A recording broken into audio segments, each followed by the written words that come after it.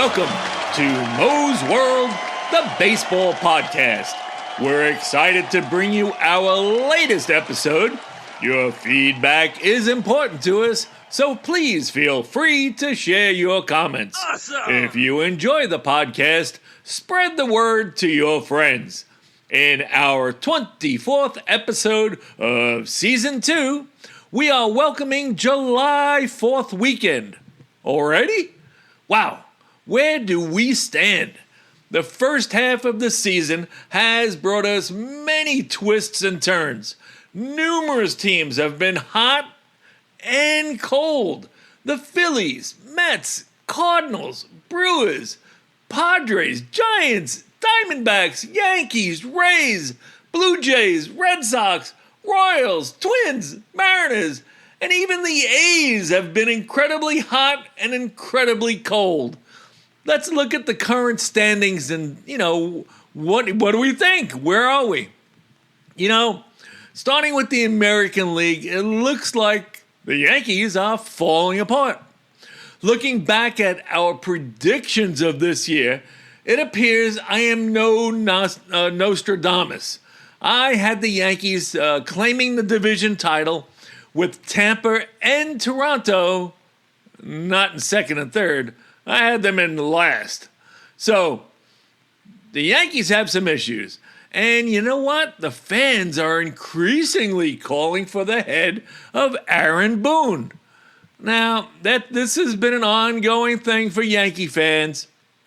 And some of Boone's decisions have been very sketchy this year. But I seriously doubt firing him now is the answer. But if the Yankees drop another series to the Mets next week, perhaps the ghost of George may have Boone looking for a job. Now in the Central, my picks were the Royals, Guardians, and Tigers, in that order. The Tigers are a force, and everyone else in that division is getting worse as the season edges on. The Royals are averaging 3.29 runs a game. What the hell? Holy crap. The only reason they are not in last is their pitching staff also has a 3.70 ERA. Talk about their pitching keeping them in the game. Oh, man. In the West, the Astros? Still? Shit, I hate the Astros, and this division stinks. I don't even want to talk about it. I had the Mariners in the early season, and I expected them to get some offense, as opposed to how piss poor they were last year. Oh, surprise, surprise. They did get some offense, but their pitching sucks, and it's vanished. Go figure. Jeez. Now, the National League, it's not any better. The East? Wow. I got to join in on this conversation. What happened to the Braves? Total collapse. It's not just going to happen for the Braves this year. With injuries and long periods of absolutely no production from too many players, I think finally we're going to see a change in the Braves next year. So my guess is Ozzie Albies is in his last year of his long-term contract, and he's the first to be cut loose. Nick Allen, who's been he's done a nice job at shortstop. But if the Braves want to win the World Series again, he'll be gone as well. Now here's the surprise. Michael Harris II has been so pathetic this year and so nonchalant about his shit year that I think the Braves are really fed up. I think internally they're saying, what the fuck? We wanted to sign this guy to a long-term contract, and he sucks. Truly, he sucks. So I think they're going to trade him as well. I'm going to float the name because they have had something about him for the longest time. So this is going to be the time to act. The offseason, if Bo Bichette becomes a free agent, I look at the Braves to be a player if the cheap asses think the price is right. Mets and Phillies? Shit. Whoever maintains the better staff will win this division. Both have been crazy up and down as well. The Central? Cubs. Wow. Is it 2016 again? Will they hang on? You know, with Pete Crow Armstrong making a case for MVP, I'm not going to say they can't do it. And finally, the Reds are showing something.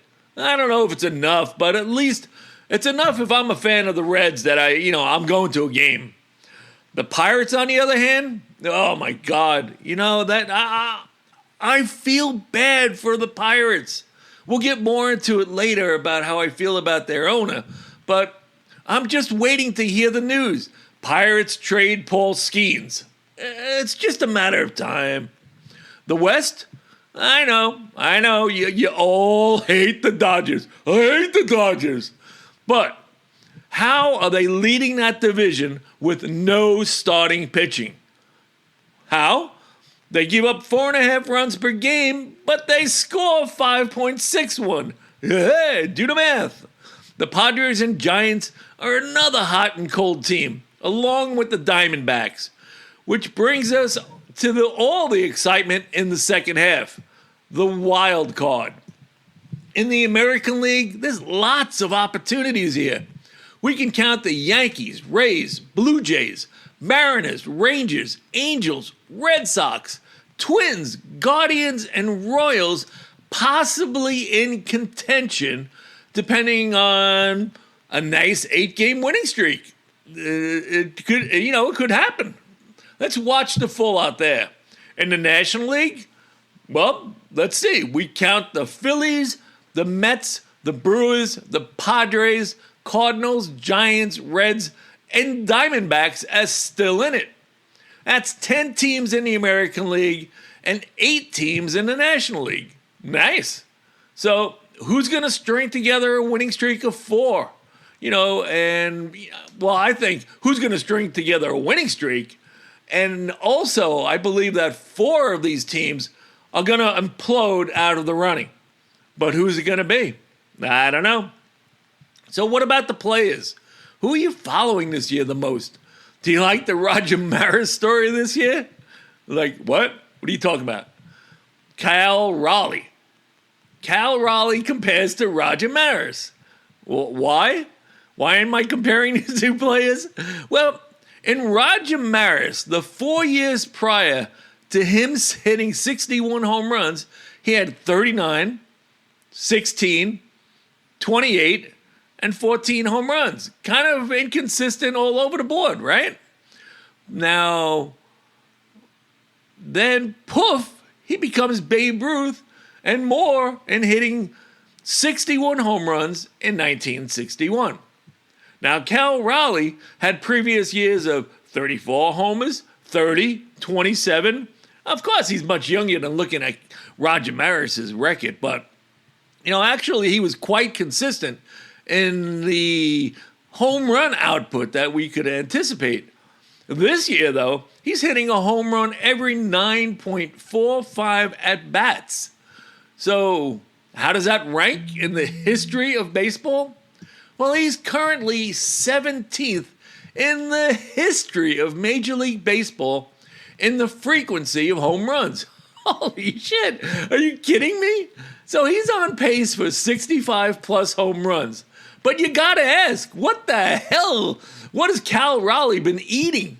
The most insane home run production, of course, was Barry, I didn't take any drugs, Bonds, and he hit 6.52 he hit a home run every 6.52 at bats in 2001, which was undefined and crazy, right? And Mark McGwire is number 2 on that list from 1998 at 7.27 at bats hitting a home run. So those guys went back and forth leading for a few years before you see the recognized names of Babe Ruth and Sammy Sosa's on that list. Hey, look who's on the list as well from number 13 is Aaron Judge. His MVP year of 2022, he had a home run every 9.19 at bats. So It's crazy what Cal Raleigh is doing, I mean, really crazy. You know what else I think of when I see this? You guys are going to laugh if you even recognize the name. 1996. Some guy from the Baltimore Orioles launched 50 home runs for the first time in his career. Remember the name or know of the name Brady Anderson? Now, Brady Anderson played for 15 years, and he never hit over 24 home runs in a season, except for 1996. Yep, he had 50 friggin' home runs out of the blue. And, well, geez, you got to say he followed that up with seasons of 18 home runs in 97. Oh, he hit 18 home runs in 98 and 24 home runs in 99. You get the idea. He had a fluke, unbelievable year. So, will that be Cal Raleigh this year? Shit, at least Cal Raleigh has had a nice consistent 27, 30, 34 buildup, and then this year's total. It's still an amazing year, and we gotta see how it ends up. Now, the rest of the players battling in a home run race, at least they make sense to me. You got the same names as we continually have: Judge, Ohtani, Suarez, Schwarber. I guess the big surprise is the fact that it's July 4th and Aaron Judge is hitting .363, leading the league over the A's' Jacob Wilson, who's a big surprise right there too, batting .339. Now, can Judge win the title or the Triple Crown? Now, leaders in RBI, Suzuki of the Cubs, 73 in the National League. Raleigh's got 71, Judge with 70 in the American League. And the 300 hitter seems to be back this year. So let's see if that pans out too. Still, it's a long way to go, but we have most definitely seen some surprises in team performance and the players. Now, before we wrap up the podcast, there's been one thing swirling around my head lately. The continued what if of the Tampa Bay Rays and the A's, and the talk of the Angels, Royals, Blue Jays, and White Sox. Now, all those teams have floated the idea of new stadiums in their future. And as far as the topic goes, I only have one thing to say. If you build it, they will come. Meaning, let the teams privately fund what their hearts desire. No more public funding for stadiums, especially without a competitive clause. Let's hold these billionaire owners accountable to produce a team that is competitive. Not taking the competitive balance tax and buying a new vacation home. Teams must be accountable to field a competitive team and a payroll. No more Pittsburgh Pirates. I mean, come on, Pittsburgh. It's time to revolt.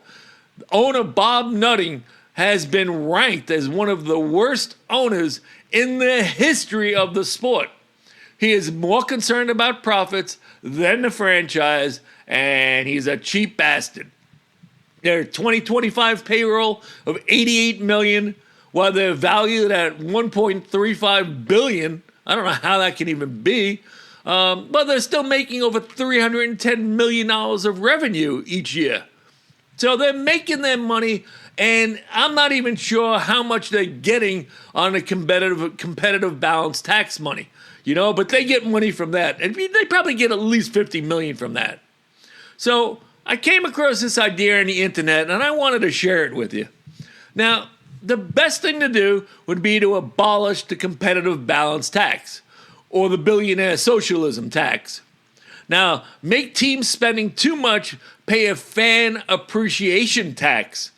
Any amount they go over the threshold gets reallocated amongst the 30 teams. Yep. Continue funding player retirement, health benefits with half, but don't give lousy businessmen like John Fisher and Robert Nutting more handouts. Take the $100 million of this year's tax bill and subsidize the cost for the fans. Worried about streaming costs and everything and on what the TV has become? Trying to find a game that you can watch now?